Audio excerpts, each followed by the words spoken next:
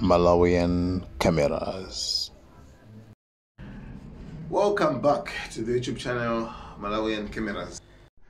I have just realized ndazindikira kumene kuti pali gulu la anthu lomwe silikufuna kumva wina aliyense akukamba zokhuzana ndi ngozi ya ndege ya ku Chikangawa yomwe inapha a vice president. They want people just to move and completely forget about what happened. Why? Pali anthu nditu akangona wina aliyense akukamba kumtukwana, kumunyoza, kumutukwana. Why are you talking about this? You should not talk about this. Why?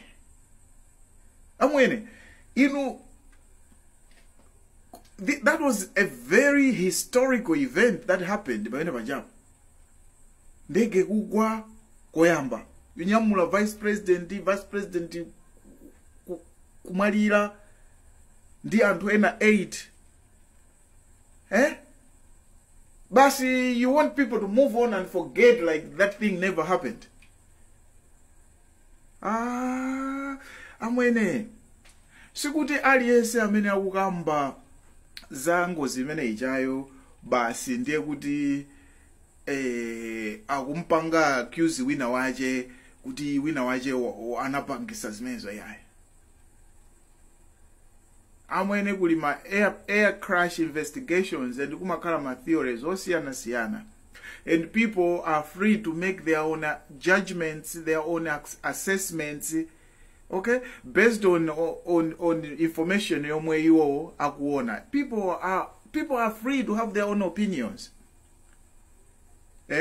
Ngozi yonena kuti palibepo information, first hand witnesses, first hand palibepo, then there is room for people to speculate and make their own theories. You know, isisi sukuti sizikudabwisani yayi musatukwane munthu chifukwa choti akukamba za mmene iye akuganizira mmene zinthu zinakhalira. Don't tell people kuti move on and forget. You move on and forget. Why should we forget that our vice president was killed?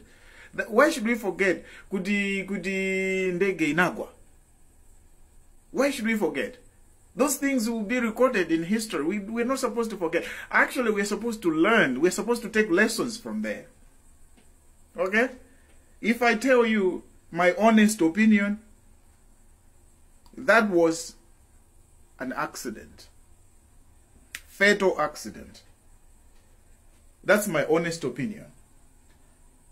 I don't agree with anybody who thinks that mundege munali bomba linapolika or wina wake anayima basi ndikuiombera ndege chakuti igwe. I don't agree with all those things. I honestly think that plane was too old. I honestly think that plane was poorly maintained. I honestly think there was a lot of misjudgments that were made. Decisions from both the Oendetsa and the Amena Mabanga coordinators and Ndege regarding weather. I honestly think that our vice president and all the people were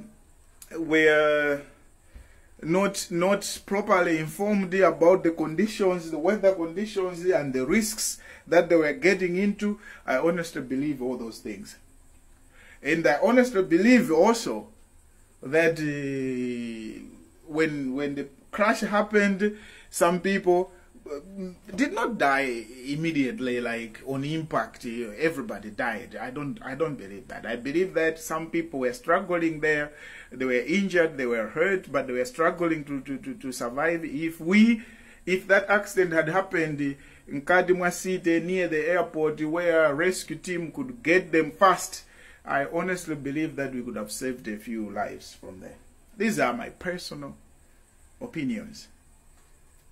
And it doesn't mean when I say these things I'm putting a blame on somebody, but some people need to be blamed for their failure in leadership.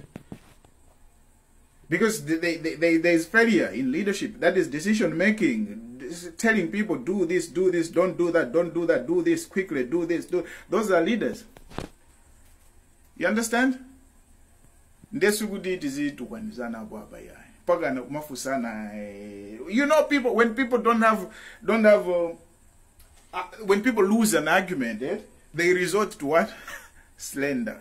Wachichewa palimawa mati mtengo wakankhande susunga nthuzi umadzanjola mulomo mwana wemwe ndibwerezeso mtengo wakankhande sasunga mthunzi umadzakola mulomo wa mwana wemwe pacha kankhande minga kankhande ndi mtengo wa minga simuuleka ulura sempwe chani nthuzi sasunga ndi mtengo wa minga zikutanthauza chani maliro si chinthu chodyera maliro si chinthu chodyera ndane naso nthawi yake zimenezi ngakhale kumpingo kwathu ku katolika timaphunzitsidwa kuti tivomereze kuti opereka ndi olanda moyo ndi mulungu zimenezi zidasonyezedwa nthawi imene Ambuye Yesu adakadzutsa Lazaro m'manda adamfunsa Marita kuti kodi sudziwa kuti opereka ndi olanda moyo ndine kodi ife ndife ndani kuti tiyambe kuweruza za nkhani za imfa ya munthu mzathu Baibulo lomwelo limanenanso kuti mwa inu palibe amene angaweruze nzake chifukwa mwa inu nonse mulibe olungama. Baibulo lomwelo limatiphunzitsa kuti pamene pali mdima ife ngati akhristu tikavala makolona tibweretse kuwala. Pamene pali cha mdima imfa ya vice president athu idabweretsa mdima pakati pathu. Inetu ndimapemphera ku St. Patrick's malemu a vice president amakhala patsogolopa ine pambuyo nthawi zinayiwa pambuyo ine patsogolo ndimapemphera nawo mpingo umodzi chali chimodzi kutanthauza kuti inenso zidandipweteka kwambiri koma sizoona kuti tiononge tsogolo la dziko lino chifukwa cha imfa. Chaka chimenechi tataya anthu ambiri 1000 people ndi kolera, close to 1 million people cyclone fed. Zaka zimene zapitazi taona zinthu zoopsa kwambiri. Kodi titati titenge onse aja amene abale awo amwalira nkuzitenga zimene zija kuti tiphatikepo timphatike chakwera kuti ndamene adachititsa, kodi lino likhala dziko? Ndichifukwa tikuti mtengo wakankhande sasunga mthunzi. Ambuye msusa mtengo wakankhande sasunga mthunzi.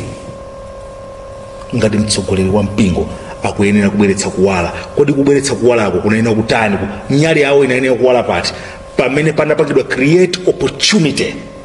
Bweretsani maumboni. Ambuye msusa ngati anali ndi umboni wina uliwonse anayenera kupititsa ku commission kuti dziko lonse lidziwe, osati kudikira kusunga umboni umene ali nawo ngati ulipo umboniwo kuusunga kandi zimene adamva kuchoka kwa Mulungu.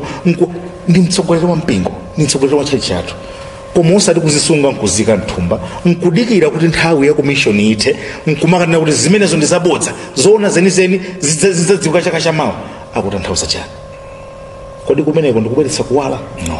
Kumene timaphunzitsidwa ku mpingo wa Katolika? No.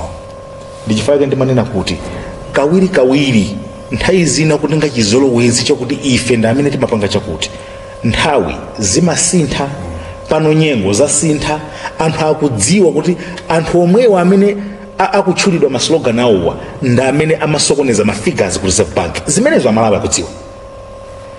Anthu amene akuchemereredwa awa ndi amene amakatenga ngongole kumadzavindikira chidzenje kumanamiza amalawi kuti malawi muno mutili $, pamene sitimalima, magetsi tinalibe, sitimapanga export. Amalawi akudziwa kuti ndi akabambe omwewa amene anali Reserve Bank governor. Nthawi zimene zimachitika. Like, share, Malawian cameras, right.